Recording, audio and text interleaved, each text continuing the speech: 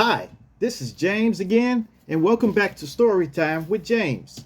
Make sure you like, subscribe, and leave me a comment if you like. And if you would, hit my Cash App. Bless my Cash App so I can get more acrylic paint, masking tape, and paintbrushes. It's for my art, okay? So it's going for a worthy cause, okay? This one is called Heartbreak Hotel. Yes, look, I've worked in the hospitality business for 13 years, 13 years, and I've been working 14 years over at the libraries. So I've got a long background of hospitality, you know. Well, this wasn't too hospitable here. We had instances where we had to arrest people. Oh This is when I no. was working security. So, because when I first started at the hotel, I was doing security, and then I ended up manager on duty. Okay, but before I became manager, I've had a lot of heartbreak. Okay, all right. First of all, it's this guy. This guy started coming in the hotel, wreaking havoc. He kept coming in. We had to put him out. He kept coming in, had to put him out. He kept robbing guests and stuff like that. So we put notices out to apprehend this guy. Okay. One day I was coming out the hotel, just walking out there, just getting ready to walk around the hotel. So I came out of the hotel and there he was. Okay. He was coming out of the hotel. So I said, hey, come here. And he started running. And when this guy took off, it was like a crackhead running. He was crackhead fast, okay? And I had just bought a bottle of Sprite, a little bottle of Sprite out of the machine. And I start chasing him. And he got a long lead on me. And I can run pretty fast. But this guy took off like lightning.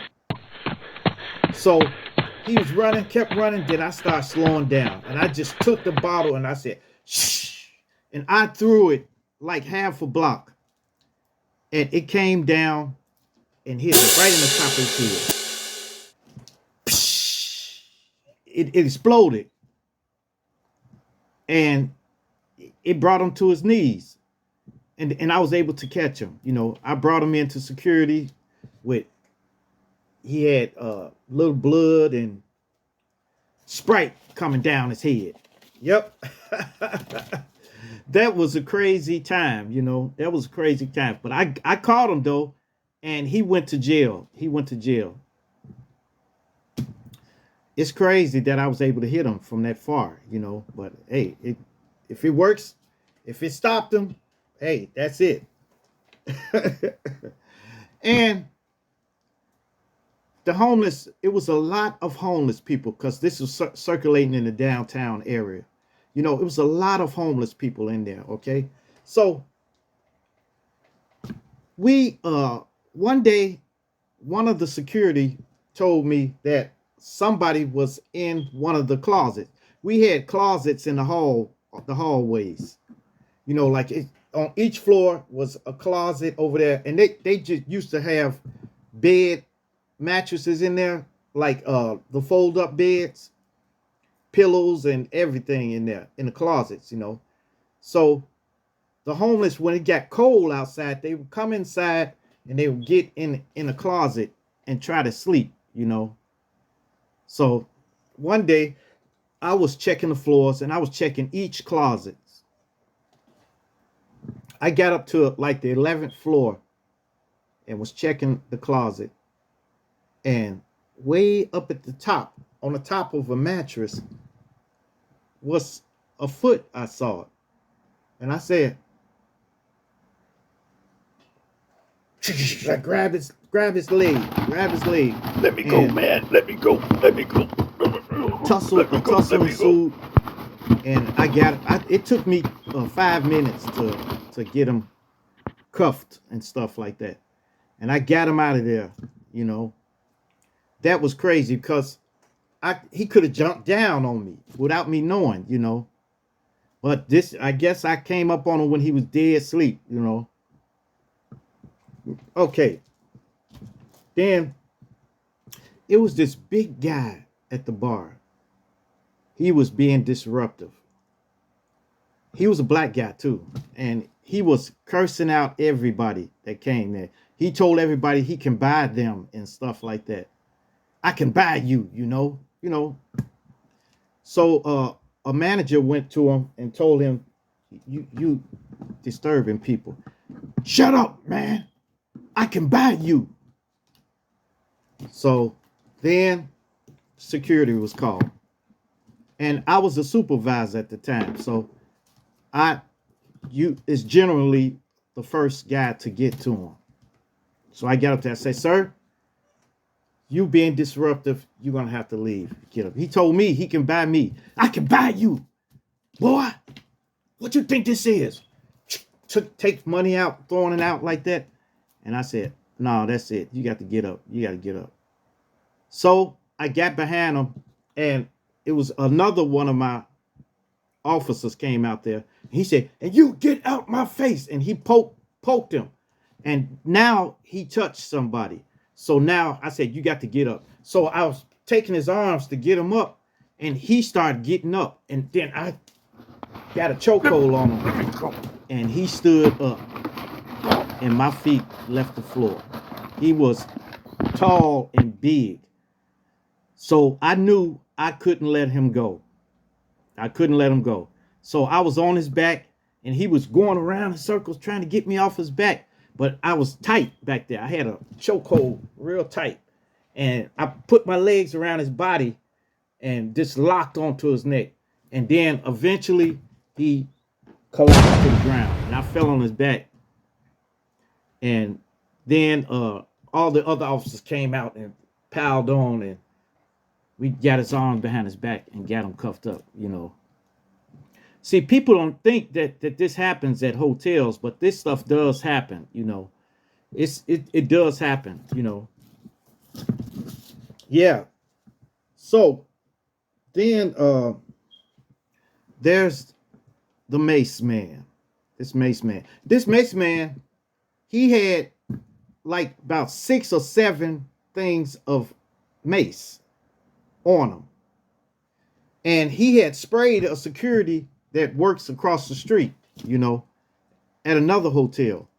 He sprayed a security officer from telling him to leave the building, and he sprayed him. So we got intel of him doing that. So it was circulating all around that this guy had mace. And so one day, it was like one night, it was kind of late, you know, and I was making sure everybody was out the hotel because I was locking all of the doors around the hotel, and the guests had to come in through the main entrance, you know, but all the doors around the perimeter of the hotel was locked, you know. So I had to lock those, and then I was locking one door, and the mace man was in there. So I kind of snuck on my radio and say, "Hey, we got the mace man over here. Send some officers over here." And he said, "Well, what you calling? Who you calling on me?" I said, "Ain't nobody calling nobody." I said, "Hey man, what's the problem, man? Look, just leave. And I was just talking real nice to him, until then I pounced on him before he got a chance to get in his pocket and get his mace. But he was trying to go in his pocket to pull it out, you know, but I had his arms locked, you know, I had him locked, you know. And needless to say, we got off of him 9 bottles of mace, like this, the kind that you spray. So, man, he could have got me, but he would have had to get me soon as I came out, you know, soon as I came out there, but he didn't do it. Then it was this lady. This lady was in the gift shop, and the gift shop had a lot of this uh the hotel memorabilia and stuff like that. It had a lot of stuff, and they was pretty expensive too. They were pretty expensive. So they was standing in there. They were standing in there, and the person that was working there ended up calling security. She said, "This lady is stealing out of here." You know, she's stealing. So I came to the doorway, and I looked in there. And when she came out, I said, "Excuse me, ma'am. Come here, ma'am. Look, you've been observed stealing. Can I look in your bag?" And immediately she got hostile with me. She got hostile, like a Karen. So she just went crazy, talking about, no, nobody check my bag. Nobody check my bag. I said, "Okay, ma'am." And I had her arm. And then she got mad because I was holding her arm. And then she kept trying to get out the door. And she was kind of heavy, if I can say. She was kind of heavy. And I had her arm, and I said, "Look, don't go out this door." And there was a guy with her. So that's why I was trying to watch him and watch her. So the guy went out the door and started screaming, police brutality. I said, you talking about the police? I'm security. I'm not a police. So how's it police brutality? And he said, "Well, security brutality. Security brutality." So we ended up getting out the door, out onto the street. And then that's when she called herself trying to kick me between the legs. She tried to kick me between the legs. And I said, "I'm going to put you, if you do that again, I'm going to put you on the ground." But she tried it again and missed again. And then I just threw it down on the ground, and I took her purse, took her bag from her, and it had goo gobs of stuff from out the gift shop. So I got her, and then my friend Rifleman came out, and she was trying to get up, and he laid the hammer on her. Bam! And then she went down and started screaming and calling us names and everything. And then when the ambulance came to get, well, they called the ambulance for her because I threw her to the ground, all right? So the ambulance came and the police came. When they put her on a gurney, on a stretcher, and a police officer was over there talking, and she bit one of their hands. She bit their hand. Bit him good, too. She bit him so good, he said, bam! He hit her right in the stomach. And that was it. That was it. And she did jail time, too, for assault on an officer and stealing and everything like that. So that was it with that. Then there was the running man. The running man used to get away from us all the time because he had crackhead speed. So he would take off real quick. He would come into restaurants and take something and then run. So everybody was trying to get the running man, okay? So one day I was going in, the restaurants were closed, okay? But he had got in there. He got inside the hotel. And, the bench style seats, he had laid down on one of those. And he was laying there asleep. I don't know. I guess he was trying to stay in the hotel till they locked up. But when I found out he was in there, one of the cleaners, the night cleaners, came to me and said, "There's a guy in there asleep." I went in there, and I was face to face with the running man, but he was asleep. So I walked up to him and I took his arm. I put a cuff on it and was getting ready to put it on the other hand, and he woke up. When he woke up, his legs was going like this, like he was running. But he wasn't getting away then. When I put one cuff on him, it was a battle in there. We tore that restaurant up, but I finally got him down and cuffed him. And then when I was taking him out, he said, "I'll be back again. You ain't gonna get to drop on me next time." Yeah. And last but not least is Nubs. Nubs. Yeah. Nubs was a homeless guy, but he was notorious because he was very aggressive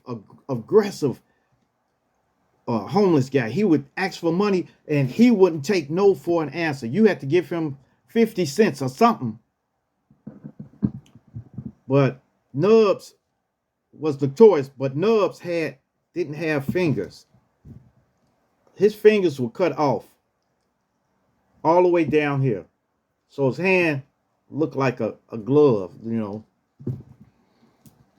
And if he hit you, it didn't hurt. I figured that out. Because one time when I was trying to catch him, he swung his hand and it felt like a wet sock. It wasn't nothing. So everybody was kind of scared of him because he looked kind of scary, but his hands they couldn't do nothing, So one day, Nubs got in the hotel and security was trying to get him out. So he was running around and stuff like that. Then he ran into me. I was coming out a doorway and he was coming my way and ended up almost crashing into me. And I grabbed him. And Nubs started. I said, "Man, what are you doing? What are you doing?" Pull him down. And I cuffed him and he slid his hand right out of there. So I had to kind of cuff him up and cuff him to his belt in the back, his belt loop, the belt loop. And he went to jail. But after that, after I left the hotel in 2009, after I wasn't working there no more, I ran into Nubs, okay? And he talked to me intelligent, He said, "Man, I know I was crazy, I know I was crazy around there, but man, I'm sorry. I'm sorry." Nubs was actually an intelligent guy, but when he get on that crack, he get crazy, So yeah, it was a lot of millions of things that happened at the hotel, Stuff when I was security, but when I was a manager, stuff still kept happening. It was a lot of stuff that happened there. But I take it as a learning experience. And if it happened again, I would do it all over again, I would do it all over, All right. Make sure you like, subscribe, and leave me a comment if you like. And hit that bell notification. Hit that bell notification so that you know every time I drop another video. And share, share, share. Please share my videos with everyone. Share them with your family, your friends, okay? Share my videos with everyone so that everyone can get this experience, okay? All right. Peace. Adios. Salamat. Share, damn.